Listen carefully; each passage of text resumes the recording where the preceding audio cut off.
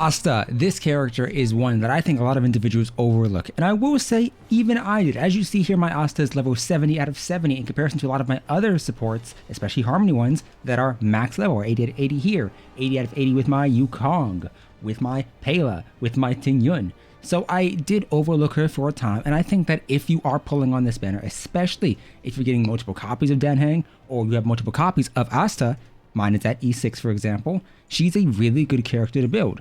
And I think she does, to a degree, if you build her right, mitigate a lot of issues that other characters may have. For instance, Blade or Danheng, any individual who maybe you aren't focusing on building speed. For instance, my Danheng has 108 speed. Why? It's because I'm not going to replace this for a while, and I, as a result, don't want to lose out on the subsets this one has.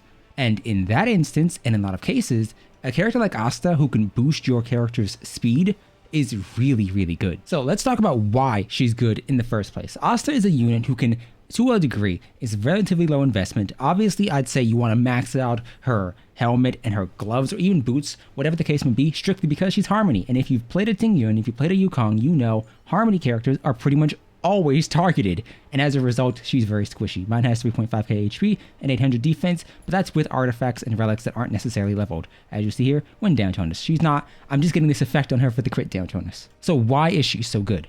It's because Asta's primary focus is twofold. First off, her ultimate boosts speed. Regardless of what character you're using, the only individual who I'd say doesn't necessarily benefit as much from this is somebody like a Sealy, especially at E2, because she already gives herself so much speed. Everyone else can benefit from this 41 speed, or any speed bonus as well. So I would say that Asta's main and primary focus is not only to give your team speed for 2 turns, but also to give them a nice attack bonus. Now, I would say at each 0, this is a bit difficult to achieve because the max stacks aren't something you're going to be getting all the time.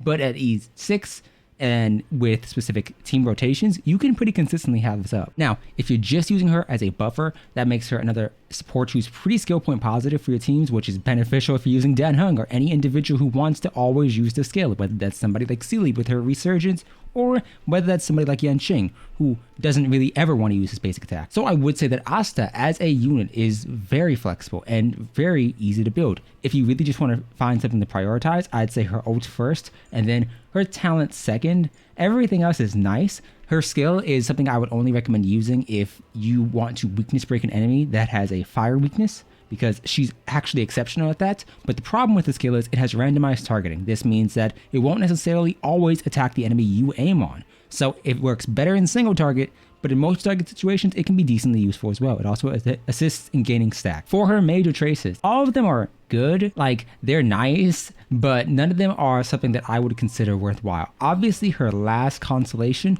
or trace in this instance, a major one, is decent enough because it does assist in her survivability, but it's not worth specifically aiming for if you feel like you already get enough value out of your Asta early on. Everything else is nice.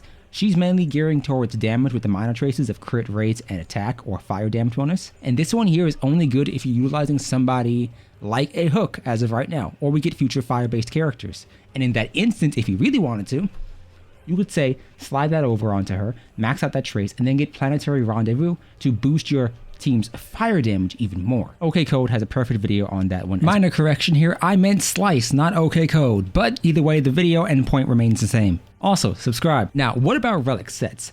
The Hackerspace set is ideally her best one. This is strictly because Asta's ult is a party-based effect. It's not a debuff. Characters like Pela, for example, can't use the Hackerspace effect simply because her buff, Pela's debuff, is a debuff on your enemy.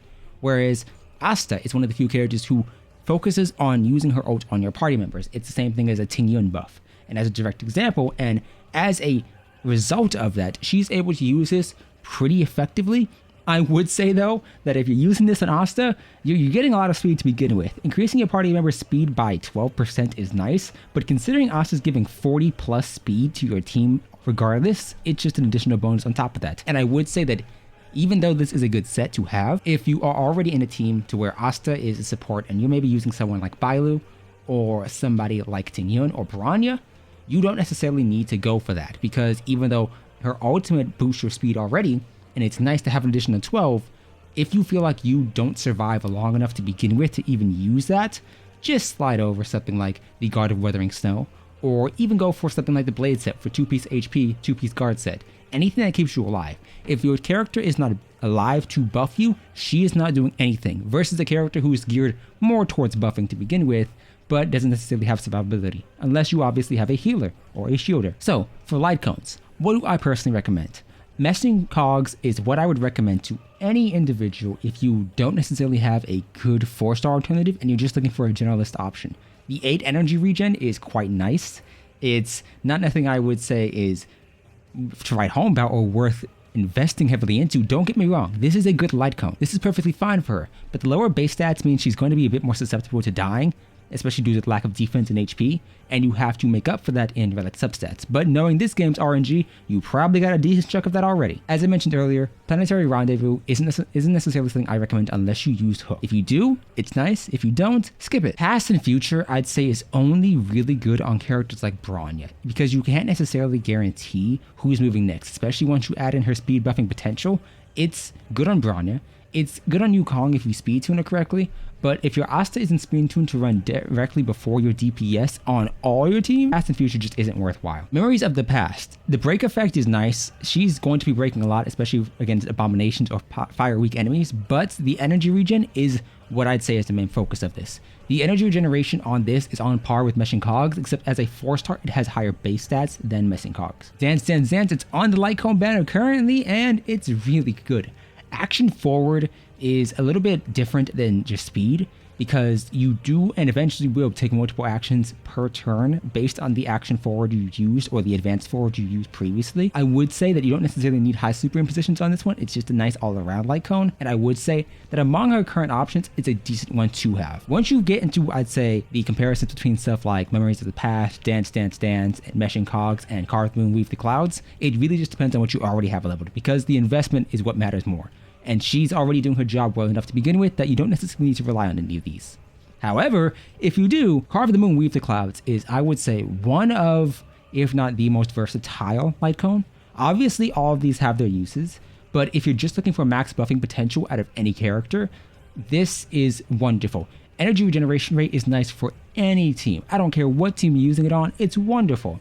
Crit damage is the equivalent to a Yukong buff or a Bronya buff, so it's a mini variation of that. And attack percentage, it's less valuable because every Harmony character gives attack, but it's still good enough to have.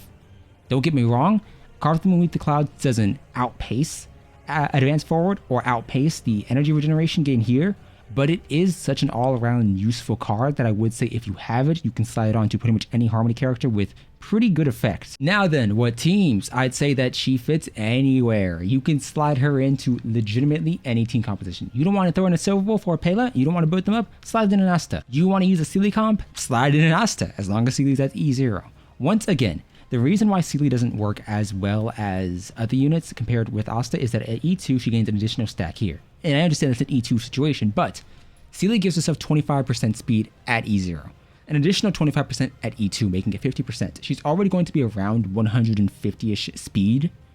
And Asta's bonus is nice, but Asta's bonus on top of the additional speed is just not it.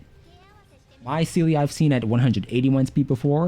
If I'm looking at her base stats here, 115 speed plus about 55 additional speed means that she's at like 170.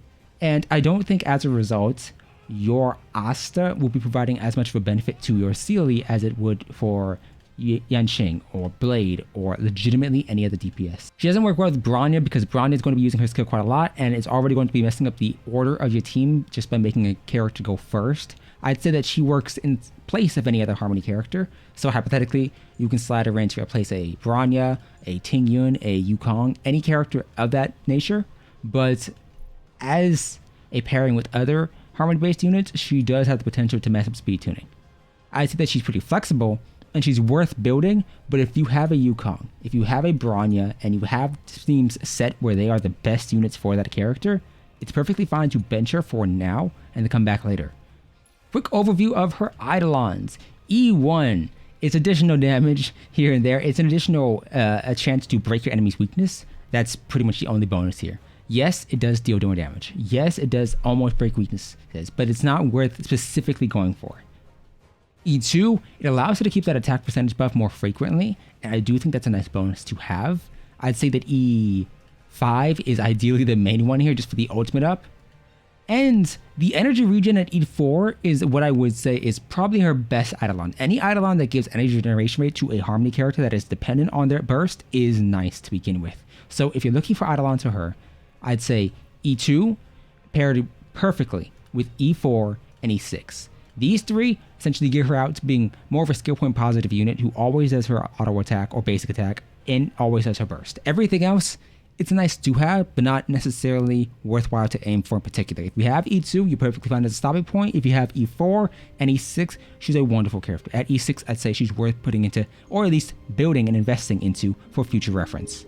But that's Asta. I understand a lot of individuals probably won't be building her if they get a Bronya, or if they plan on going for Fushuan, because that may adjust their team comps even more. Either way, if you found this video helpful, useful, or informative, leave a like down below, subscribe, and I'll see you next time. Goodbye.